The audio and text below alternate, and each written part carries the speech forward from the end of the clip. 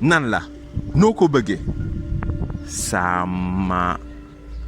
jooyu xol lan nga bëgg doon si moment bi la tax nga bëgg yow ñu defal la li nga bëgg si moment bii nii te passé wuloo examen yi pour réussir te yow bépp examen lépp loo mës a def Fatiha nga jàng ko ba mokkal ko ngir mën a julli ni ñuy jàppe ñu jàngale ko yàlla war la jóbbu si beneen étape di la jàngal nan ngay affronter loolu nga xamante ne ni yow moom nga war a dajel mu di la jàngal si moment de difficulté yi nga bàyyeeku dama ne utal registre wala nga ut caméra wala nga ut sa portable ngay def loolu nga xamante ne ni daan nañ ko def école xaw ma nan lañ ko doon waxee am na daal lu ñu daan bind nii chaque jour ngay bind xaw ma nan lu xew rek nga bind xam nga am dama fàtte ni ñu ko tudde woon quoi ngay bind ta vie quotidienne ngay tourner page di jéggiwaat def beneen jéego nga bañ a yamale fii sa dund si tey souffle relax bàyyil sa yaram dégonfle-toi accepte la vie telle est wala telle qu'elle est àdduna si yow nii la ko yàlla bëgg si tu veux le contraire xoolal su fekkente ne nii da ngaa bëgg dara te la muy laaj bëggoo ko si def tu te trompes ça n'a jamais été et ça ne sera jamais musul nekk yàlla mi nga xamante ne nii moom moo la sàkk àddina daf ko sàkk si 6 jours mu noppalaku 7e jour bi mu yeggali waa diggim sunu borom moom ñi nga xamante ne nii moom moo ñu sàkk moom moo mënoon a sàkk àdduna si benn fan mu liggéey ko en 6 jours mais asama yow les difficultés que tu vis là mais ce sont des difficultés naturelles ay difficultés yu naturelles la ñun ñëpp ñoo koy dund sur terre bu ñu génnee si mbedd mi nag ku nekk nag ñàngal nag ree sa ree muñ sa muñ comme si de rien n'était mais bul xalaat yow ne yaa ngi dund loo xamante ne ni yow képp yaa koy dund bul xalaat yow sa àddina yow kese yaa am jafe-jafe boo ko defee rek yàq nga sa àddina dama ne bu fekkente ne nii dans ta tête parce que nag am na nit ñu doy waar xam naa ne yaa ngi may déglu mais bu ma coupé rek nga daadee fàtte duggaat ci say jafe-jafe yow mënuñu la defar yow il faut que ñu accepter ne noonu la yàlla binde parce que loolu dafay bokk ci contexte bi nga xamante ne ni moom la ñuy waxtaane mooy accepter nangu ça ne veut pas dire que dama lay bëgg obligé nga mel comme man ci seconde bi ci nii parce que sama am peut-être noonu la ko yàlla tëggi fekk yow say yàlla am na li nga xamante ne nii noonu la nësër ci sa dund mooy nga nekk koo xamante ne nii xam nga ndeysaan mooy loolu peut-être xam nga parce que ñun ñëpp mënuñu nekk ay guerrier xam nga di gérer affaire bi xam nga di reetaan di génn il faut que mu am ñoo xamante ne ni ay nonchalant la ñuy nekk dañu muu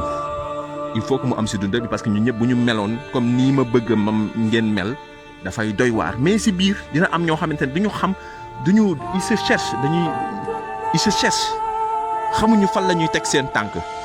donc ñooñu noonu il suffit que ñu déglu waxtaan bii nii rek ñu ne njëkkate ñun ñëpp ñoo yem man pour man àddina maa fi ëpp ay jafe-jafe ci àddina pour man présentement du loolu ngay xalaat man pour man dama naan mais qu'est-ce qui se passe vous savez le problème je vais vous expliquer nous sommes dans un monde bu nga xamante ne ni peut-être tu seras touché su ma la expliquer nga ne d'accord kon nag ñun ñëpp a ñoo yem après nag peut-être ça va t'aider à savoir comment le gérer xoolal ni ki man ni ki yow ñun ñëpp ñoo yem xam nga li lay gën a def problème mooy fi problème yi di jóge mooy say proche fii ki la koy teg moom mooy toujours mooy ki nga xamante ne ni moom xaaroo woon ci moom mu teg la problème mun na nekk sa jëkkër mun na nekk sa mag boo bëggoon dimbali ko jàppale ko mun na nekk sa rakk boo bëggoon sa yaay joo bëgg sa baay boo bëgg sa jabar sa jëkkër sa xarit sa proche yooyu noonu bu affaire bi jógee ci ñoom dal ci yow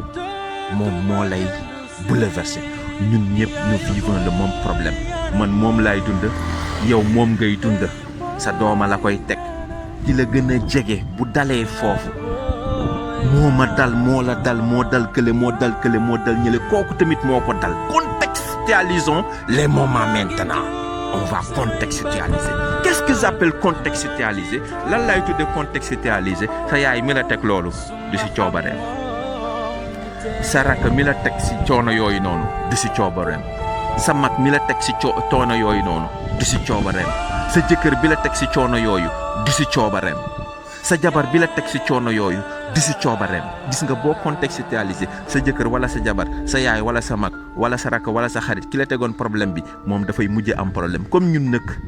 si pour ñëpp la ñuy waxal moom tamit bëgguñu moom mu am problème moom tamit dañ koy récupérer comme je dis toujours nan lay def système bi il faut toujours accuser le système yàlla daf ñu wàccee ci kaw suuf ngir nattuñu fii dañu fi ñëw ngir sonn fii ñëwuñu fi pour dund bànneex il faut qu'on l'accepte. Ah oui, c'est qu'il faut qu'on accepte que ne fii dañu fi ñëw pour dund coono après ñu dee bu ñu demee nag fële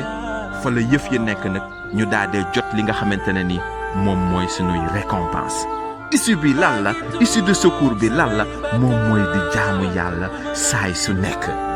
ah su ma waxee di jaamu saay su nekk am na ñoo xamante ne buñ ma déglee dinañ la dégg ko mu mel ni que moo ñu gën a gëm yàlla non non waxuma loolu dama wax ne nañuy gëm ne yàlla moom mooy borom jaam yi nañu wékk ci moom. et vous savez lan moo tax ndeysaan yàlla invisible duñu ko gis parce que dañ koy mën a teg lu ne jiiñ ko lu ne moom da koy tegoo da koy nangoo parce que bu doon nit di nga dem ci moom téye ko mu jox lu raison sax moo tax yàlla du la xam nga waaw da lay bàyyi. léegi nag yow pour nga mën a dund pour mu mën a neex del positiviser les choses dee ko xool ci anam bu rafet amaana ba lii moo gën ci man amaana ba lii ma bëggoon su ñëwoon bi kii ci man gis nga ko ba tàyyi gis nga ko ba tàyyi gis nga ko ba tàyyi gis nga ko bu dee borom daraja yi nekk ci kaso yi ñoo ëpp baadoole yi nekk ci biti bu dee borom daraja nga bëgg am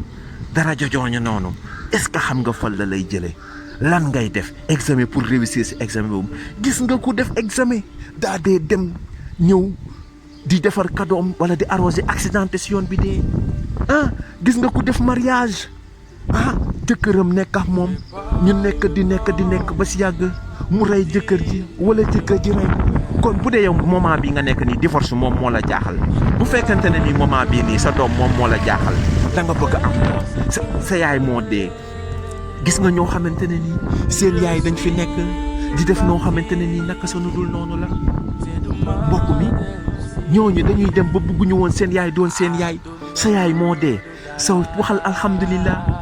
gannaaw bi mu dundee ba nga xamante ne nii defu fi la ñaaw ok sa yaay dafa dund def lu ñaaw après mu dee wala sa baay dund def lu ñaaw après mu dee nga dese naxar boobu noonu di xalaat gàcce gi nga xamante ne ni moom la bàyyi. yaa ngi gis forme yi ma laal donc forme yi mooy forme yi nga xamante ne ni dañ ko mën a dund gàcce goo def yow présentement ñëpp di la ko xoole foo jaar nit ñi naan xool leen di ko joxoñ di la joxoñ mbokk mi contextualise le moment là pour vivre ta vie est très importante. mbamba du rey weer yaa def yàlla nattu na la loolu dal na sa kaw ça te permet de te ressaisir il faut que tu te ressaisisses nga jëlaat sa bopp defaat science autocritique ak synthèse man de def naa loo xamante ne ni dëkk bi yëpp ñu ngi koy mamba lan la dama doon jaay drogue ñu jàpp ma ok dama am jëkkër doon mooy ñu jàpp ma ok dama sàcc kees ñu jàpp ma ok dama rey nit ñu jàpp ma ok dama am jabar doon mooy ñu jàpp ma ci jabari jàmbur ok dama doon kii def lii ñu def ma lii ok dama àndoon nax lii dugg fii après mu mujj nii ci lu négatif yàlla bu la bëggee daf lay teg nattu sigil mbokk mi mbamba du rey weer sa problème xoolal nu mu manti rëy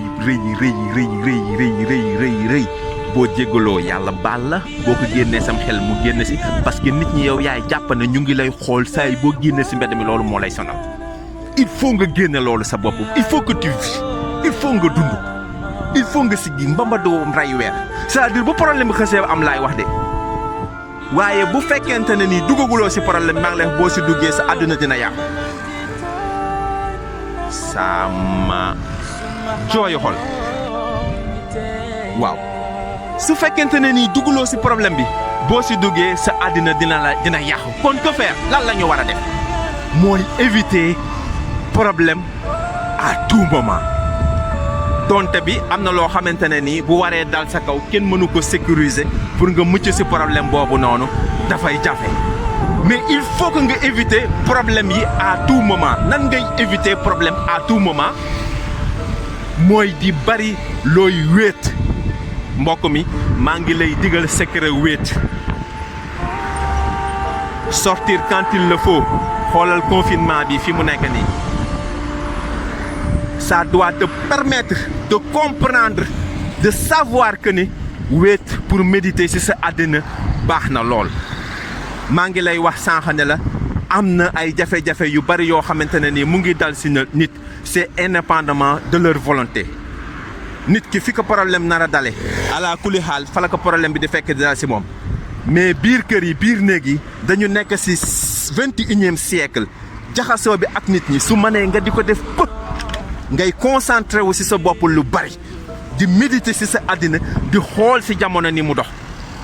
del génne de temps en temps ngay dem ci nit ñi di jëflanteex ñoom amal ak nit ñi jàmm ak salaam waaye jaxasoo bu bari beeg duggante bu bari bi boo mënee écarté attention écarté wu nit ñi nag al muslim al xooxul muslim jullit mooy mbokkam sama jooyu xol mbokk mi jullit mooy mbokkam mënuloo sori nit ñi ba pare boo soxlaawee nit ñi nga bëgg a dem ci nit ñi parce que présentement dañu nekk ci cas dañu nekk ci circonstance dañu nekk ci jamono boo xamante ne nii on ne comprend plus kenn comprendre tout ce qui se passe te tout se passe ci contact bi ngay am ak nit ñi lu mu gën a bari mooy système bi G20 di liggéey fi mu nekk nii ci Sénégal duma fàtte di leen ko wax bu ñu nuyoowati temps dootul am nit ñi mën a gaawantu nekk seen activité li ñuy nekk ci biti nekk ci temps bu gàtt nit ñi nekk ci farata alors bàyyi sunna alors nit ñi tal leneen lu dul ay wàllaare toog ci ay grand place ay cambis nit ñi mën di liggéey yi di ñëw di doxlante li ci baax na li ci positif na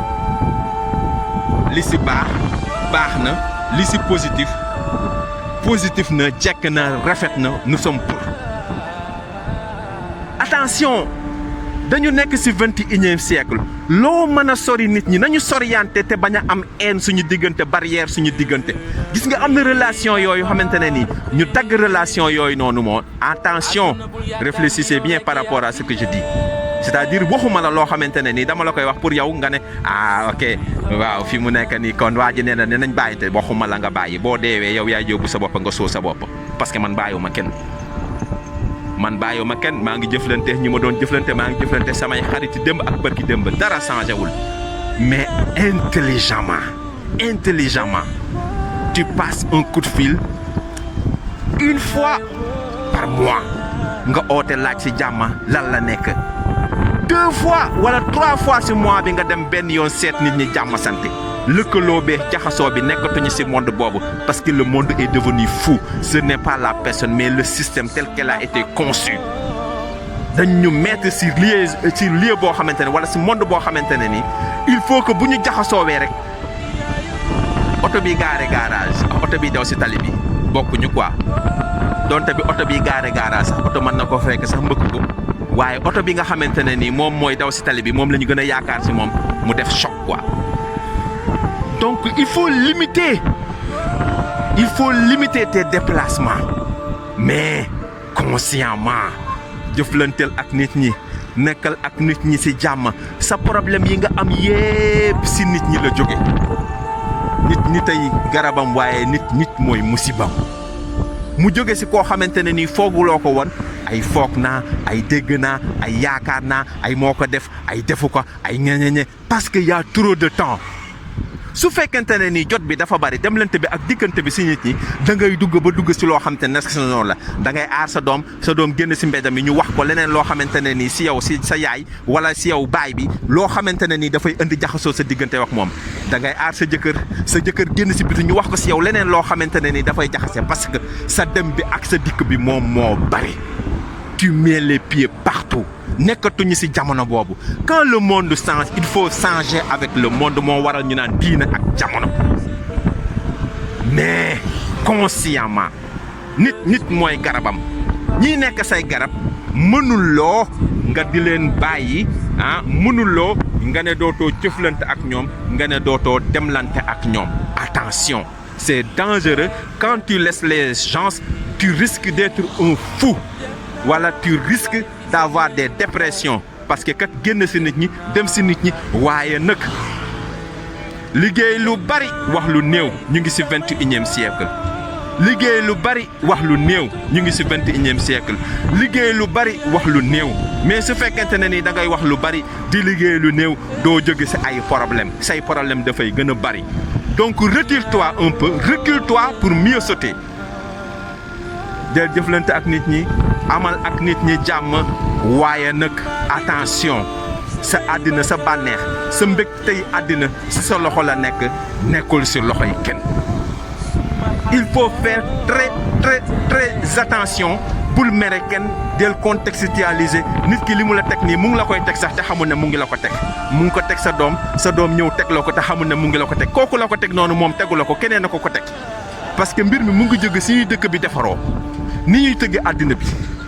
ni Afrique tëggoo